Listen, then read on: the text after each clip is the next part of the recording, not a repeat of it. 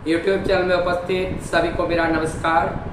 आज का विषय है चिल वाटर, ठंडा पानी। ठंडा पानी गर्मी में ऐसा कोई व्यक्ति नहीं जो पसंद ना करता हो, अर्थात अधिकांश लोगों का पसंदीदा ठंडा पानी ही होता है। आज हम जानेंगे कि ये ठंडा पानी हमारे शरीर के लिए कितना लाभदायक है, पीना उचित है अनुचित है, ये मैं आप लोगों के ऊपर छोड़ता हूँ। इसमें क्या लाभ होता है, क्या नुकसान होता है, इस बारे में आज डिस्कशन करने का प्रयास कर रहा हूँ। हम जानते हैं पतीली में चावल बनती है, कुकर में सब्जी बनाते हैं, तो जो चावल बनती हैं वो चावल में एक बार पानी डाल करके हमने ढक्कन बंद करके चावल बनाना शुरू कर दिया। अगर बनने के बीच में फ्रिज से ठंडा पानी निकाल करके उस चावल के अंदर आध गिलास डाल दिया, फिर ढक्कन को बंद करके मैंने उसको पकाना जारी रखा, इस प्रक्रिया से बना हुआ जो चावल है या सब्जी है उसको खा के देखें, और जिसमें केवल एक ही बार पानी डाला हो, बीच में ना डाला हो, उससे विधि से बना हुआ सब्जी या चावल को खा करके देखें, स्वाद किसमें ज़्यादा अच्छा होता है। नो डाउट यहाँ पर जो पहली बार में एक ही बार में दिया हुआ पानी से पका हुआ जो भोजन है वो ज़्यादा स्वादिष्ट होता है। बीच में इंटरप्ट ठंडा पानी से जो किया हुआ जो भोजन है उसका स्वाद अच्छा नहीं होता है। ये बात क्लियर हो गया। तो अब हम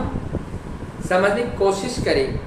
कि हमारा ये जो 11.5 मीटर लंबा जो एलिमेंट्री कैनल मुंह से लेकर एनस तक, हमारी ये ओसोफेगस के जस्ट नीचे स्टोमक है, और इस स्टोमक के अंदर जो भोजन है सब वहाँ पर जाता है, और स्टोमक में डाइजेशन, स्टोमक के भी 3 पार्ट्स होते हैं, और उसमें डाइजेशन प्रक्रिया शुरू हो करके डाइजेशन के एक अंतिम चरण तक ले जाती है लास्टली, और उसके जो पाइलोरिक पार्ट है और उसके बाद जो ड्यूडेनम है, उस ड्यूडेनम से फिर वो जो डाइजेस्टेबल जो भोजन है उसको जो लिक्विड नुमा बन करके वो आंतों के अंदर प्रवेश करते हैं। जैसे ही आंत के अंदर प्रवेश करता है वैसे ही उस भोजन से एब्जॉर्ब करना, हमारा माइक्रोबिलाई होते हैं वो एब्जॉर्ब करना शुरू कर देता है, और जो हमें ग्लूकोज के रूप में मिलता है, और ग्लूकोज बर्न हो करके हमें एटीपी के फॉर्म में एनर्जी मिलते हैं, जो हम चलने फिरने खाने जीने के लिए हम प्रयोग करते हैं। और जो एक्सिस एटीपी है वो हमारी फैट के नीचे वो जमा हो जाते हैं, और जमा हो करके वो चर्बी बनाती हैं, चर्बी के रूप में वो जमा रहता है। अब बात ये है, जो स्टोमक है जहाँ डाइजेशन होता है वह एक निश्चित तापमान की निर्धारित तापमान वहाँ रहता है, वहाँ एक निर्धारित पीएच रहता है, जिस निर्धारित तापमान और निर्धारित पीएच के उपस्थिति में वो भोजन अच्छा पकता है। अब जब हम इसमें खाने के भोजन करने के बाद या अनियमितता के साथ जब ठंडा पानी या पानी की मात्रा जब ज़्यादा डालते हैं जस्ट आफ्टर मील, तो क्या होता है, वो डाइल्यूट हो जाता है, वहाँ का पीएच डिस्टर्ब होता है, टेम्परेचर डिस्टर्ब होते हैं, जिससे वो भोजन